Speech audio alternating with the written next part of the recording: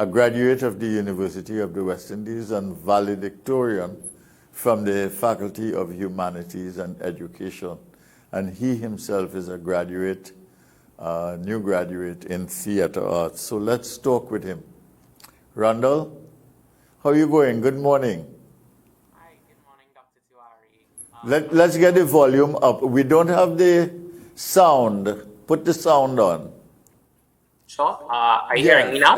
Excellent. Excellent. Good morning and good morning to your viewers. Yeah, no, we're glad to have you on, and you look bright and chirpy this morning.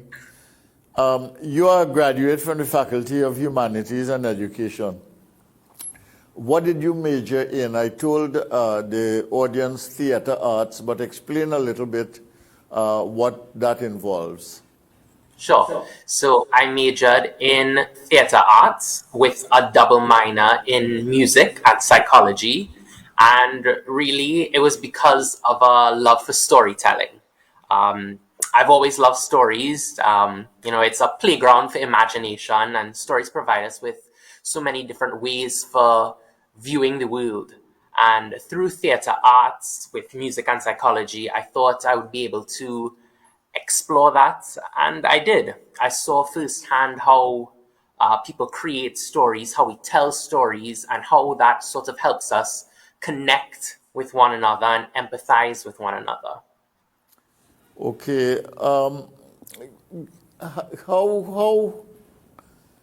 How has your interest in stories and in storytelling and your pursuit now of academic distinction in theater arts, how does that help you in your life and in the way you see the world? And what do you think is the greatest value that has brought to you as a student in humanities and the arts? So I guess I would first say that, a lot of times when people hear theater arts, they just think of acting and performance.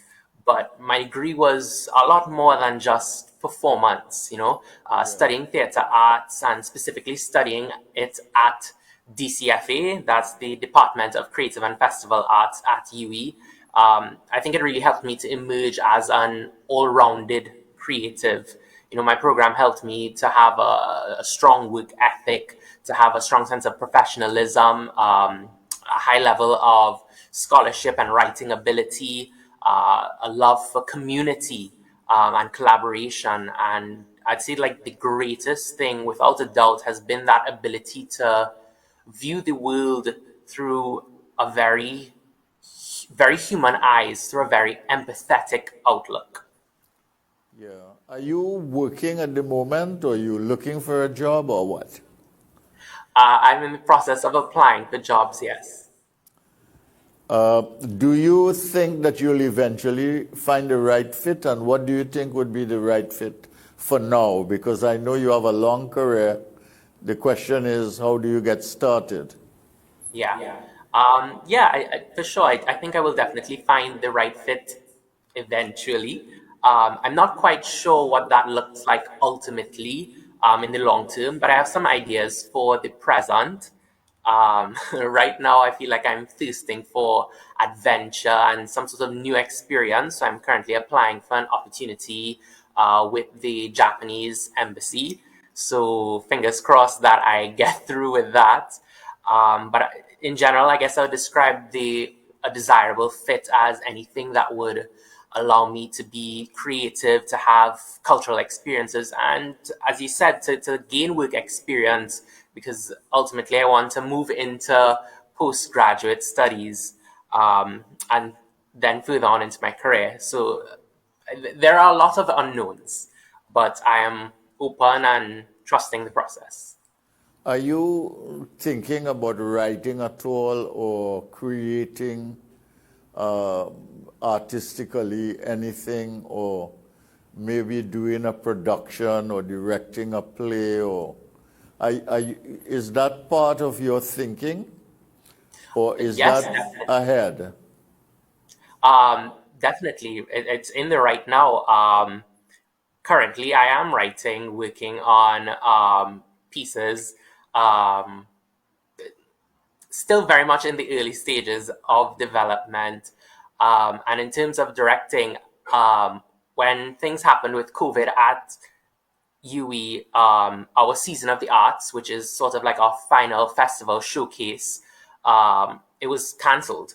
And I didn't really get to flex that muscle so much, the directing muscle. So I definitely look forward to getting to do that sometime in the future.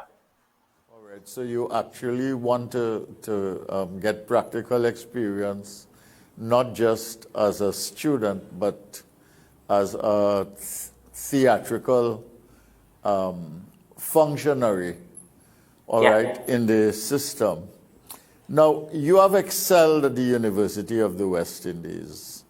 Can you explain what gives you the passion and commitment to work so hard and so well and to perform at such a high standard? Because you are a first-class honors student, you are valedictorian, because, and it means your peers have respect for you. What is it that drives you? Because it's important for other people, other young people especially, to understand that. Yeah. For me, there's no one single answer. But I think the thing that drives me the most is my support system. My friends and my family, they have pushed me, they have supported me, they have lifted me up when I needed it, and they inspire me to continuously give of my best and to continue to push towards new standards of excellence. Yeah. How has the COVID experience been for you as a student at the University of the West Indies? Because COVID has really interfered with cultural life generally all over the world. It has interfered with the art forms, especially the ones that are either visual or participatory, you know. And it has brutally damaged the performing arts, especially all over the world. But right here in Trinidad and Tobago, everything has been kind of closed down. Yeah. So first of all, tell me about your experience as a student in UWI. Tell me what you think has happened to the arts during COVID. And tell me what you think might be the road to recovery for the arts in Trinidad and Tobago. Sure. Well, regarding teaching and learning, as you rightly said, theatre is participatory. It is inherently collaborative and often physically so. And as a result, COVID kind of forced us to find new ways to connect through technology. And it was certainly very difficult. There were a lot of growing pains and missed opportunities. Like I mentioned before, with the Season of the Arts, it was cancelled and there was nothing we could really do. But with those missed opportunities, there were new ones. There was a lot of room for experimental work, and those experimentations really prepared us for the digital era that is being ushered in right now. As I touch on the digital era, I think that's where the key lies for our road to recovery here in Trinidad for the arts. Yes, so many artists were pushed onto the breadline because of COVID, but artists are resilient people. I think you'll find that common among all of them because it's creativity and innovation are so core to who we are as artists that we will always find a way to do the work. And we're seeing that in action right now because digital media is taking the center stage in the arts. And we're seeing it, for instance, in theatre, with the marrying of theatre and film to reach global audiences. to sort of monetize theater in a time where it's difficult to physically be together. So the road to recovery for us, I think, would involve finding new ways to boost the income generating capacity of the arts, and of course, experimentation with technology and digital media, innovative thinking, and certainly strong management and leadership to allow us to monetize those views and clicks and generate ad revenue. Those are the things that will lead us on to the road to recovery. Yeah, well, let's talk about that digitalization a little bit. All right, we have to take a break now for commercials, but when we come back, tell me what you know about what is happening in digitalization of the arts in Trinidad and Tobago. Tell me how you think it is evolving and where you think it is headed. All right, reflect on that a little bit, and when we come back, we'll talk on that. We take a break now, a commercial break. This is Brighter Morning with you.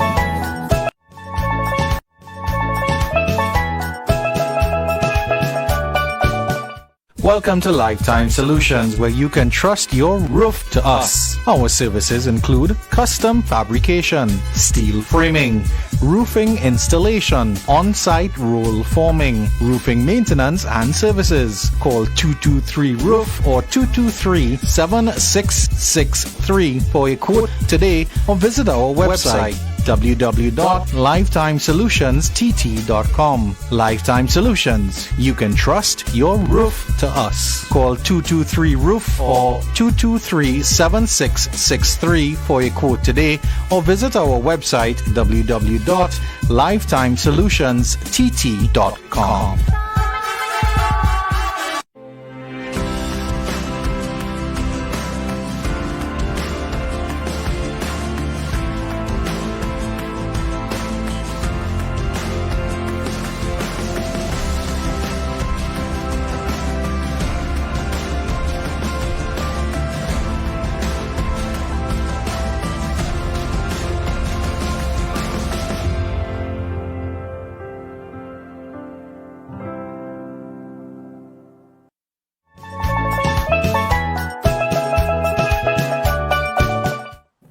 This is Brighter Morning with Bo, and I'm Bo Tiwari, your host. You are watching on MCTV, Multicultural TV, in Trinidad and Tobago and the region on several channels. And we are talking to Rondell Mungal, Valedictorian, graduating in the field of theater arts at the University of the West Indies with first-class honors. Okay, so I was asking you about the fact of technology, etc., and where that is going, because it involves a lot of creativity, a lot of innovation, a lot of technological skill. It requires technological platforms, but it also gives you a reach beyond your shores, right? Yeah. You're right, and you listed it right there. Creativity, innovation, technology, and we're seeing those three things manifesting in our creative spaces right now, more so than ever, and how they're marrying together, particularly through digital media, which is taking center stage, and as you said, taking our cultural products across the globe. I know, for instance, right now I volunteer with the National Drama Association of Trinidad and Tobago, and we are currently working on the New Play Festival. It has just come to a close yesterday. And in that New Play Festival, it was about finding ways to bring theater to audiences in this virtual landscape. And yes, it was finding ways to generate money as artists in this digital age where we can't, physically meet and sell tickets as we would before. And now this is not to say that those old ways will become obsolete. I certainly don't think anything, not even COVID, could kill live theater and live performances. It's just a temporary halt for now. But I think moving forward, there will definitely be an integration of both ways of doing and being, of the live theatre practices, as well as the new digital space that we are carving out in Trinidad and Tobago. And that isn't the only one. I know the Tobago Performing Arts Company, which was recently launched, they are delving into that. We are seeing stuff coming out of NTAC, the National Theatre Arts Company. So there are so many creatives in Trinidad and Tobago right now who are doing the work, who are experimenting with the technology and finding new ways to do and be. COVID is not going to stifle the arts, and it's not going to stop it. We will always find new ways. But tell me something. You think we will get back to going to the theater again? You think we're going to get back to the days of performances in the same way? Or are we headed for dual mode? Or what? You think some transformation of the way we see art and artistic expression and performances, you think that, how you think that is going to be altered? I myself am not sure, which is why I'm asking. Yeah, definitely there will be a transformation, especially now in our current digital age where everything is so instant. We are in an age where media is so easily accessible. You can always find something on Netflix or Prime Videos or HBO Max. Content is so readily available. And for us in Trinidad, we will also have to make that jump to further developing and producing our own content on these digital platforms if we are to keep these industries, keep our orange economy growing. And it will have to be a mixture of both the live performances and the new ways of doing, which would be the digital theatre. Because I genuinely don't think that will ever be left behind. I mean, theatre has been around for hundreds upon hundreds of years. I don't think it's going to end with COVID. It has made it difficult, yes, but I think by the example we are seeing all around the world where theatres are slowly opening up, we have people around the world are finding ways to work within the restrictions and within the laws of their country to produce theatre, and eventually I think we will be able to do the same. Yeah.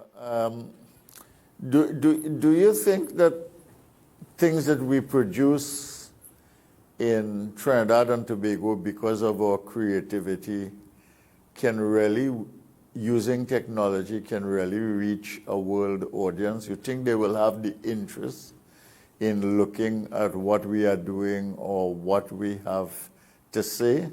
I want to make a comment after, but I want you to answer first. Sure. Yes, definitely. Why? And I want to touch. Why would people care? Why would people want to see what people in Trinidad and Tobago are doing, or some small Caribbean island? I want to touch back to the point of storytelling that I was talking about at the very beginning. I think our stories, we know them, we love them, but they have not been truly experienced on a global level. And we are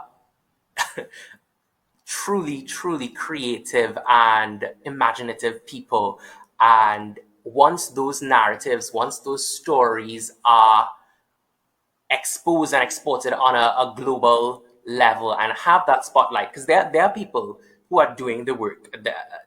It's not like it's not happening. It has been happening, but it hasn't gotten the momentum yet. It hasn't built up to where we are dominating anything yet. But once I think we can reach there. Our stories and our voices, they matter. And I think we're in this age right now where the narrative is changing. the world is calling for more inclusivity, especially in the arts and in media. The world is calling for the stories that were not always told to the wider audience. The world is thirsting for those stories because we see it in all of mainstream media. If you even look, for instance, at, let's say, the Marvel movies, which are quite popular right now, we are seeing stories told that are emerging from cultures that are not necessarily Western. And it's because the world now is thirsting for these stories that are I wouldn't say they are untold, but they aren't known by the Western world and the wider world. So right now, I think we have an opportunity in Trinidad to take our stories and to share them. Yeah, I think that there's a global thirst also for diversity. Yeah. And, trying to see how other people do things and how other people think and how they portray. I always remembered when I saw Walcott's play on Don Juan here in Trinidad and Tobago. This is many, many years ago. It might be a couple of decades ago. And the way he did it in Little Carib. So you had a kind of circular, intimate feeling of how the theatrical performance was. And of course, that time there was no COVID. And there was a lot of enthusiasm by the audience. I remember thinking even then how beautiful, and we didn't have the technologies that we have now. I remember thinking then how beautiful it would be to capture this on film, because that was my limitation at the time. Yeah. And then make that available as live performance to the rest of the world. Because here he was interpreting a global play, that is to say, made in Spain.